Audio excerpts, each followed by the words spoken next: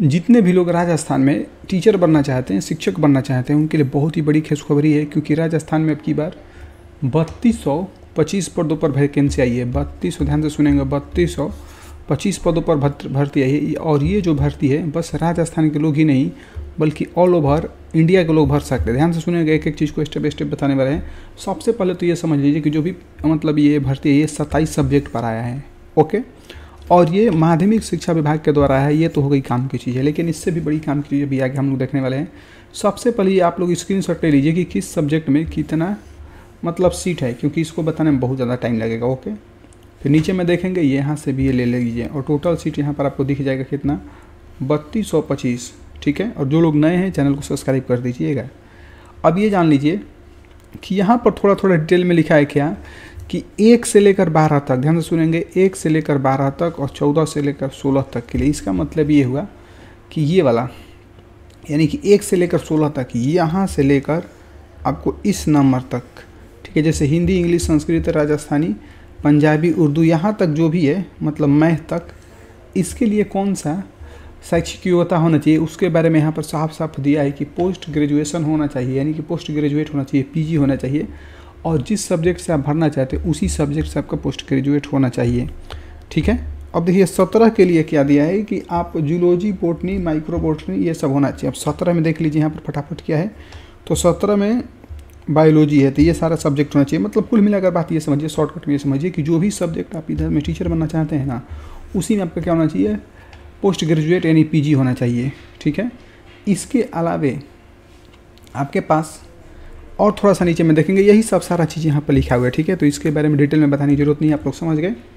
Okay, जैसे music का teacher बनना चाहते हैं तो यहाँ पर मतलब म्यूजिक जो भी सब्जेक्ट है उससे आप लोग कर सकते हैं। जैसे कि 22 से 27 तक यदि आप देखेंगे, ठीक है, तो यहाँ पर देखिए, आ जाइए ऊपर में फटाफट देखिए, 22 से 27 तक जो भी यहाँ से आपका दिया है, इसके लिए भी आपको कबड्डी उबड्डी है, तो इसके लिए स्पेशल यहाँ पर क्या दिया हुआ है, ठीक है, कि फिजिकल एजुकेशन आपके पास होना चाहिए। भाई कबड्डी उबड्डी खिलाएंगे तो फिजिकल एजुकेशन तो होना ही चाहिए।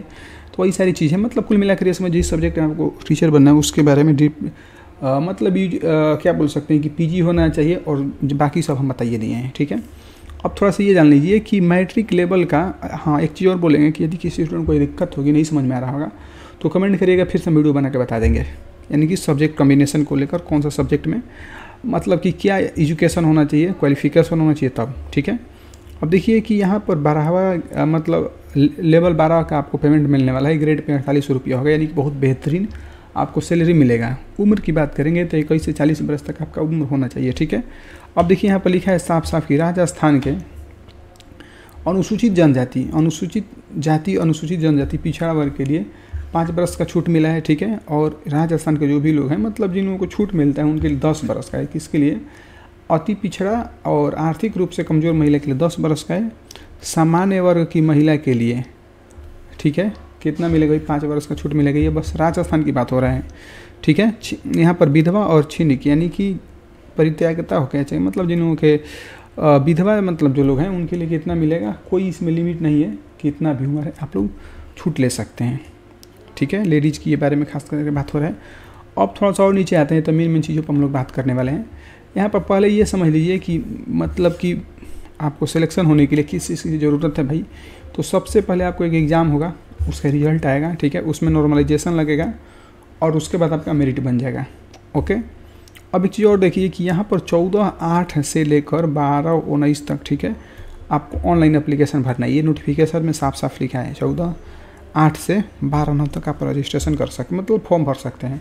और फॉर्म भरने का जो भी वेबसाइट है, इसी वेबसाइट से जाकर आपको फॉर्म भरना है।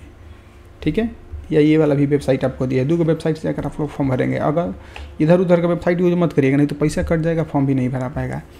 पहले नंबर बात ये कि आपको फॉर्म भरने में गलती नहीं करनी है। यदि आप गलती कर देते हैं तो 500 रुपये आपको कट जाएगा, मतलब सुधारने के लिए 500 रुपये लगेगा। और ये अंतिम दिन के 10 दिन के भीतर ही, यानी कि जितना भी दिन अभी हम बताए थे ना 19 तारीख तक होगा, ठीक है, 12 तारीख तक, तो 12 से 10 दिन पहले तक, ठीक है, यानी कि ये समझ लीजिए कि 10 दिन पहले तक आप लोग सुधार सकते हैं। उसके बाद आपको सुधारने का मौका बिल्कुल भी नहीं मिलेगा। किसी प्रकार के आप मतलब सुधार चाहते हैं तो 500 रुपये आप लोग रेडी रखिएगा। तो भाई काहे लिए गलती करिएगा। देखिए यहाँ पर साफ साफ लिखा है कि अनारक्षित जो लोग मतलब जनरल कैटेगरी से आते हैं वो, या पिछड़ा वर्ग के क्रीमी लेयर, अन्य पिछड़ा वर्ग के क्रीमी लेयर के अभ्यर्थियों के लिए 600 रुपये लगेगा। यहाँ पर कहीं नहीं लिखा है कि केवल राजस्थान के लिए 600 रुपये लगेगा, कहीं लिखा है? नहीं लिखा। इसका मतलब अदर स्टेट के लोग भी भरेंगे।